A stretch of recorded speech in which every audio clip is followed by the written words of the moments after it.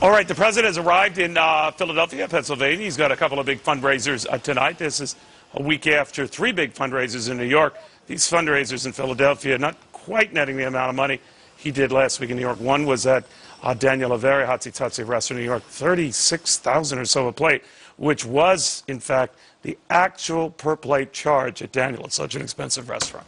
I have no idea what the amount of money he's going to raise tonight. Let's say it's in the millions. Mitt Romney is in Allentown, Pennsylvania, trying to drum up support.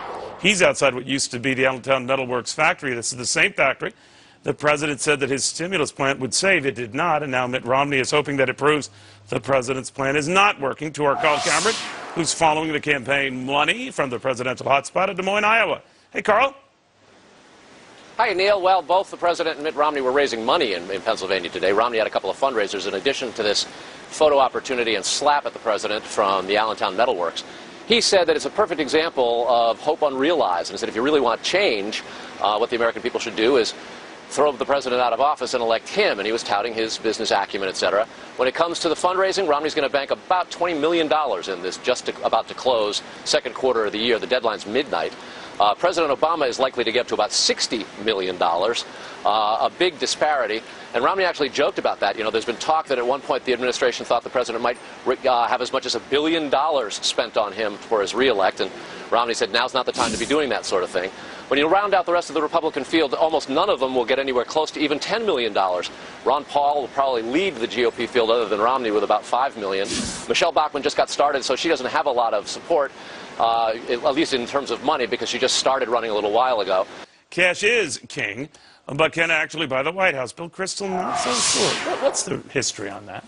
Well, the history is that Hillary Clinton had outraised Barack Obama at this time of 2007, and as I recall, Barack Obama won that nomination, and Rudy Giuliani and Mitt Romney had outraised John McCain on the Republican side at this time of 2007, and I believe John McCain was the Republican nominee. Cash matters, but cash doesn't determine it, and especially, I think, this year with incredible citizen activism. And frankly, what does the cash go for? To buy TV ads, especially broadcast TV, which is very expensive.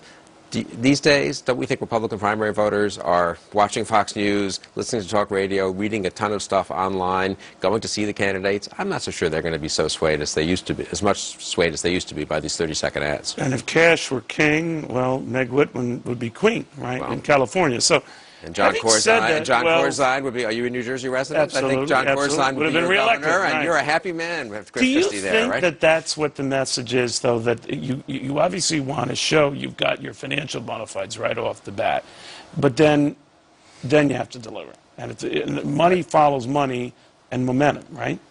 Right, and I think momentum also can produce money. We've seen that in the past. Someone like Michelle Bachmann, if she seems to be gaining momentum, I think will produce a lot of money. Look, Mitt Romney will have an impressive fundraising haul. I think they're lowballing it when they talk to Carl and say $20 million. I think it could be higher. But ultimately this year especially, I think it's going to be about the message, not simply about how much cash you can roll up. Obviously, you like to brag about how much cash you're raising. But if you are not raising that much cash, you can also use it as some arsenal in your defense, right? Saying, well, I'm not the cash king or queen or whatever, but I'm the people's candidate or whatever. Does it work that way or no? It can, and look, the internet has really changed fundraising, and you can really try to do a lot of low-dollar donations, and you can... Ron Paul, look at him. Well, that is impressive, you know, and I just think we're going to have a debt ceiling fight over the next couple of months. What are the candidates' positions going to be on that? Isn't that going to be more important, whether you have an extra...